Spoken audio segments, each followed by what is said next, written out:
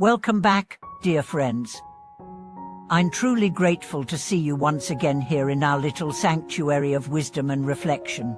If this is your first time joining us, welcome to this journey where we seek not just knowledge, but transformation. Make sure to subscribe and turn on the bell notification so we can grow together, episode by episode, moment by moment. Today, we are diving into a subject that may seem gentle on the surface, yet contains the deepest spiritual power available to humanity: goodness. More precisely, what every act of goodness, no matter how small, is never wasted. What does it seem that those who plant seeds of kindness inevitably receive something back, even when life seems to forget them for a while? Let's begin with a question that haunts many well-meaning hearts. Why do good people still suffer?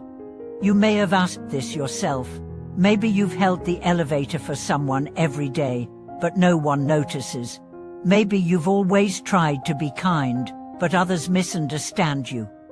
Maybe you've given without expecting return, and still feel unseen. And yet, somewhere inside you, a quiet voice says, "Keep going. It matters." That voice is your wisdom, echoing one of the oldest truths of the universe. No seed of goodness ever dies. Let's meet an elderly man named Thomas.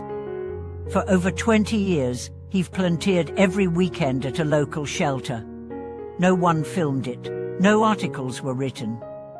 He simply swept floors, repaired broken chairs, and made tea for lonely souls. When asked why he did it, he'd say, "It makes the world a little softer." One winter, Thomas slipped on an icy path and broke his hip.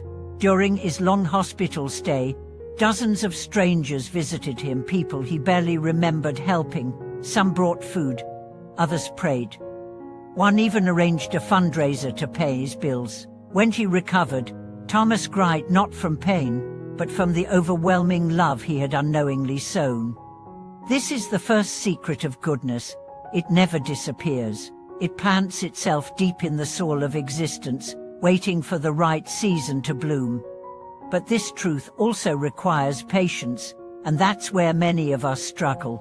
We want instant results. We want evidence. We want karma to work like a vending machine: insert virtue, receive fortune. But life doesn't work that way. Imagine a woman named Grace. She donated to education programs for children in distant villages. 10 years later, her company went bankrupt, and she found herself applying for a job she felt overqualified for. During the interview, the young hiring manager looked at her and said, "You don't remember me, do you? You funded my schooling." She got the job. Coincidence? Maybe, or maybe not. Because in the great web of interconnection, every act of kindness weaves a strand that one day becomes a bridge. And now, let's talk about what real blessings are. Many people assume blessings must come as money, success, or social praise. But the highest blessings aren't seen, they are felt. The ability to sleep peacefully, the heart that forgives easily, the joy that rises without cause. These are not trivial. These are sacred. Goodness protects, not always in ways you notice, but in ways that matter. Perhaps the car that almost hit you stopped in time because of a kind act you once offered. Perhaps the illness that passed you by did so not by luck, but by karma. Perhaps the heaviness in your heart lifted one day because someone else prayed for you, someone you once helped. Let's meet Eleanor.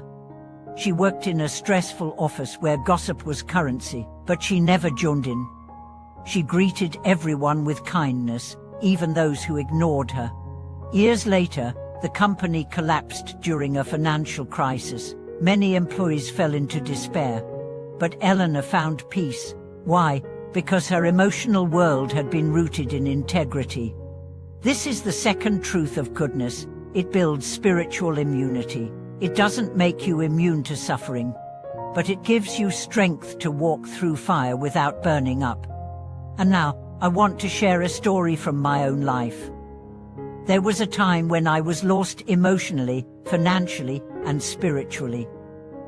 One day, while walking aimlessly, I saw a homeless man who asked for food.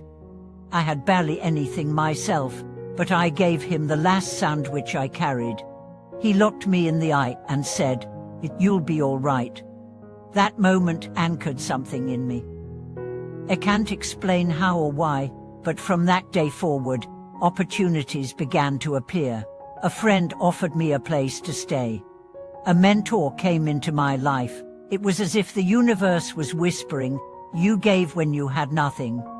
Now let us give to you." And that's the third truth of goodness. It opens doors you didn't know existed. But what about those who say, "I've been good my whole life and nothing ever goes my way"? I hear you.